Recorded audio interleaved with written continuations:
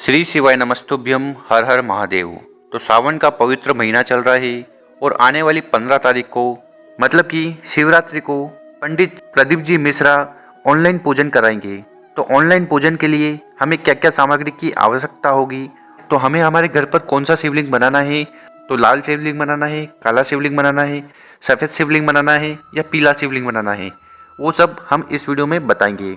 तो हर साल की तरह पंडित जी इस साल भी ऑनलाइन पूजन कराएंगे। तो आप अपने घर बैठे ऑनलाइन पूजन का लाभ उठा सकते हैं। तो उसके लिए आपको क्या करना होगा कि आपको टीवी, यूट्यूब, फेसबुक या मोबाइल से वीडियो के माध्यम से पंडित जी से जुड़ सकते हैं और अपने घर बैठे ही पार्थिव शिवलिंग का निर्माण कर कर उसका पूजन कर सकते हैं। इससे आपकी जैसी भी मनोकामना होगी, जो भी इच्छा होगी, वो पूर्ण होगी। वैसे आपको बता दें कि हर साल जो सावन होता है वो मात्र 1 महीने का होता है, पर इस साल अधिक मास की वजह से सावन 2 महीने का है, मतलब कि 59 दिन का है। तो आपके पास मौका है 2 बार शिवरात्रि पर ऑनलाइन पूजन करने का। और दोस्तों, आपको पता होगा कि हमारी संस्कृति में 4 वर्ण हैं: ब्राह्मण, क्षत्रिय, वैश्य और शूद्र। तो आप जिस भी वर्ण से ताल्लुक़ रखते हैं उसके अनुसार आपको उसी कलर का शिवलिंग का निर्माण करना है और उसकी पूजन करना है, क्योंकि ये हमारे शास्त्र में भी लिखा गया है कि अगर आप जिस वर्ण से हो उसके अनुसार शिवलिंग बनाते हैं और उसकी पूजन करते हैं तो आपको बहुत ही लाभ मिलता है। तो ऑनलाइन पूजन के समय आपके लिए कौन सी मिट्टी का शिवलिंग बेस्ट रहेगा, उसकी जानकारी हम आगे देंगे। तो वीडियो को पूरा देखें ताकि आपको दी गई जानकारी अच्छे से समझ में आ जाए। तो चलिए जानते हैं कि आपको क्या क्या सामग्री की ज़रूरत पड़ेगी। तो पार्थिव शिवलिंग बनाकर और उसकी पूजन के लिए सबसे पहले आपको चाहिए चावल, और जो चावल आप लोगे वो कहीं से भी खंडित नहीं होने चाहिए। तो यहाँ पर आपको कितने चावल की ज़रूरत पड़ेगी, यहाँ पर आपको ज़रूरत पड़ेगी 108 चावल के दाने की। और ध्यान रखिएगा कि ये 108 चावल के दाने एक जन के लिए है। अगर 2 जन पूजन पाठ के लिए बैठते हैं तो उनको अलग से 108 चावल के दाने लेने हैं। और 108 चावल कहीं से भी खंडित नहीं होने चाहिए, आँखें होने चाहिए, पूरे होने चाहिए। इसके बाद जो अगली सामग्री है वो है काली मिर्ची। तो काली मिर्ची के 21 दाने आपको लेने हैं। इसके बाद जो अगली सामग्री है वो है गेहूं के दाने। तो आपको गेहूं के 21 दाने लेने हैं और जो दाने आप लो वो कहीं से खंडित नहीं होने चाहिए, आँखें होने चाहिए, पूरे होने चाहिए। और इसके बाद जो अगली सामग्री है वो है कमल गट्टा। तो कमल गट्टा आपने देखा होगा, काले रंग का कमल गट्टा होता है, वो कुछ इस प्रकार दिखता है। तो ये आपको ले लेना है। और कितना लेना है, आपको लेना है 5 कमल गट्टे। और यहाँ पर ध्यान रखिएगा कि एक जन के लिए 5 कमल गट्टे हैं। अगर 2 जन बैठेंगे तो उनको 10 कमल गट्टे की आवश्यकता होगी। उसी प्रकार अगर 4 जन बैठेंगे तो उनको 20 कमल गट्टे की आवश्यकता होगी। और इसके बाद जो अगली सामग्री है वो है एक धतूरा। तो आपको इस प्रकार से एक प्यारा सा धतूरा ले लेना है शिवलिंग की पूजन के समय। और यहाँ पर हम जो भी सामग्री आपको बता रहे हैं उनको आपको पहले से इकट्ठा कर लेना है, फिर 15 तारीख को हड़बड़ी ना हो, जल्दी जल्दी में आप कोई चीज़ भूल सकते हो। तो कोई चीज़ ना भूले उसके लिए आज से ही ये जो भी सामग्री हम बता रहे हैं इनको कलेक्ट कर लें, इकट्ठा कर लें। इसके बाद अगली सामग्री है बेलपत्र। तो आपको एक प्यारा सा इसी प्रकार का एक बेलपत्र ले लेना है जो कहीं से भी कटा पीटा नहीं होना चाहिए, एकदम स्वस्थ होना चाहिए। तो आपको कितने बेलपत्र लेने हैं, आपको लेने हैं 21 बेलपत्र। और आपको पता ही होगा कि बेलपत्र भगवान भोलेनाथ का बहुत ही प्रिय है। तो आपको बहुत अच्छे से बेलपत्र छाँट छाँट कर लेना है। और इसके बाद जो अगली सामग्री है वो है समी पत्र। तो समी पत्र कुछ इस तरह दिखता है।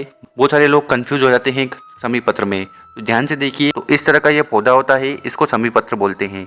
तो यहाँ पर आपको 7 समी पत्र की आवश्यकता होगी पूजन के लिए। और इसके बाद जो अगली सामग्री है वो है कमल का फूल। तो लिस्ट में बताया गया है कि आपको 21 कमल के फूल की ज़रूरत पड़ेगी। अगर आपके पास 21 कमल के फूल ना हो तो आप क्या करिएगा कि जो पंखुड़ी होती है कमल फूल की वो 21 निकाल लीजिएगा, इससे भी आपका काम चल सकता है। इसके बाद जो अगली सामग्री है वो है सफ़ेद फूल। तो इस प्रकार से आपको सफ़ेद फूल ले लेना है। कितना लेना है, तो क्वांटिटी में तो कुछ नहीं है, आपके हिसाब से आप ले लीजिएगा। पर सफ़ेद फूल जब आप लो तो एक चीज़ का विशेष ध्यान रखिएगा कि आपको केतकी का सफ़ेद फूल नहीं लेना है। केतकी का जो फूल आता है वो कुछ इस प्रकार दिखता है।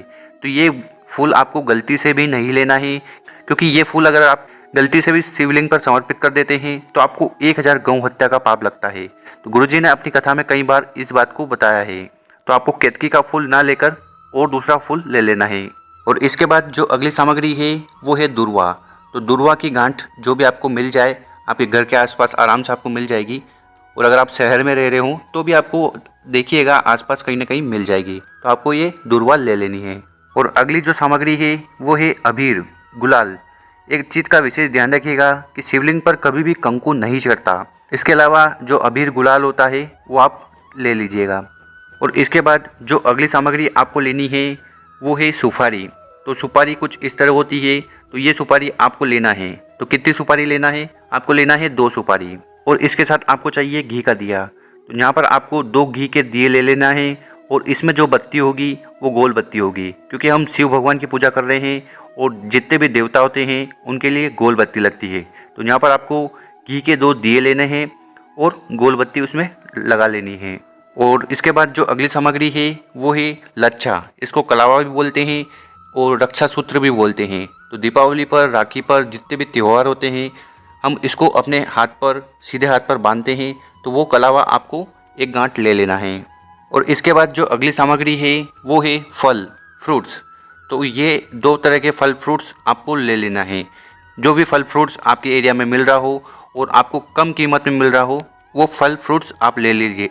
और इसी प्रकार से आपको जो अगली सामग्री लेनी है वो है मिठाई। तो कोई 2 तरह की मिठाई आप ले लीजिएगा। और इसके बाद जो अगली सामग्री है वो है मिठाई। तो कुछ 2 तरह की मिठाई आप अपने अनुसार ले सकते हो और जो भी मिठाई आपको सस्ते में मिल जाए वो लीजिएगा। और इसके बाद जो अगली सामग्री है वो है जनेऊ। तो आपने देखा होगा जितने भी पंडित लोग होते हैं जनेऊ को धारण करते हैं, तो आपको एक जनेऊ ले लेना है। और इसके साथ अगली जो सामग्री है वो है धूप बत्ती। पूजन के समय हमारा वातावरण शुद्ध रहे और खुशबू से भरा रहे, उसके लिए आपको एक पैकेट धूप बत्ती भी ले लेना है। और इसके बाद जो सबसे महत्वपूर्ण चीज़ है वो है मिट्टी। तो आपको कुछ इस तरह से मिट्टी ले लेनी है। और जैसे कि हमने पहले बताया था कि आपको अपने वर्ण के हिसाब से मिट्टी लेनी है। तो आपको किस तरह की मिट्टी लेनी है, आप आसानी से पार्थिव शिवलिंग का निर्माण कर सके और पूजन पाठ कर कर अपनी मनोकामना कर सके। तो आपको जो मिट्टी लेनी है वो अपने वर्ण के हिसाब से लेनी है और फिर उसी मिट्टी से आपको पार्थिव शिवलिंग का निर्माण करना है। तो अगर आप ब्राह्मण हो तो आपको पार्थिव शिवलिंग के निर्माण के लिए सफ़ेद मिट्टी लेनी है। ब्राह्मण को सफ़ेद मिट्टी लेनी है। उसी प्रकार अगर आप वैश्य हो तो आपको पार्थिव शिवलिंग के निर्माण के लिए पीली मिट्टी लेनी है। और अगर आप क्षत्रिय हो तो आपको पार्थिव शिवलिंग के निर्माण के लिए लाल मिट्टी लेनी है। और उसी प्रकार अगर आप शूद्र हो तो पार्थिव शिवलिंग के निर्माण के लिए आपको काली मिट्टी लेनी है। तो ये 4 तरह की मिट्टी है। ब्राह्मण को सफ़ेद मिट्टी लेनी है, वैश्य को पीली मिट्टी लेनी है, क्षत्रिय को लाल मिट्टी लेनी है और जो शूद्र हैं उनके लिए तो उनको लेना है काली मिट्टी। अब बहुत बार ऐसा होता है कि आप जहाँ पर रहते हो तो आपके घर के आसपास आपको वो मिट्टी नहीं मिलती जो मिट्टी आपको चाहिए। तो ऐसे में आपको क्या करना है, तो गुरुजी ने अपनी एक कथा में बताया था, अगर आपको अपने वर्ण के हिसाब से मिट्टी ना मिले, अगर आप क्षत्रिय हो और आपको लाल मिट्टी ना मिले तो उसके लिए आपको एक उपाय करना है।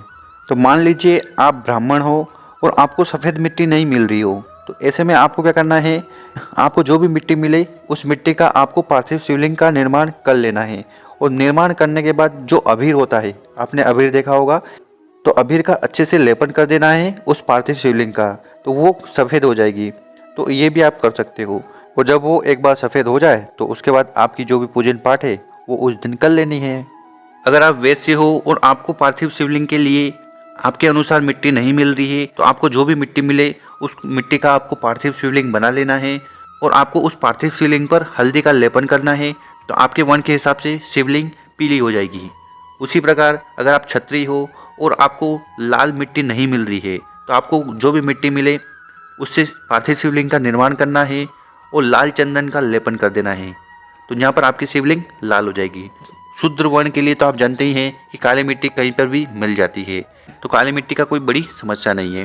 तो दोस्तों इस वीडियो में हमने बहुत ही अच्छे से ये जानकारी दी है कि आने वाली जो 15 तारीख है शिवरात्रि पर जो ऑनलाइन पूजन होगी जिसमें आपको पार्थिव शिवलिंग का निर्माण करना है, तो उस समय तो आपको अपने वर्ण के हिसाब से कौन से कलर का पार्थिव शिवलिंग का निर्माण करना है, इसके साथ किस किस सामग्री की आपको ज़रूरत होगी, ये सारी जानकारी हमने इस वीडियो में दी है।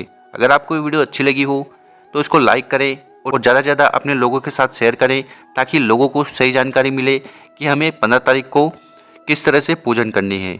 और अगर आप हमारे चैनल पर नए हो तो इसको सब्सक्राइब ज़रूर कर लीजिएगा। ओम नमः शिवाय, जय श्री महाकाल। मिलते हैं अगली एक नई वीडियो में।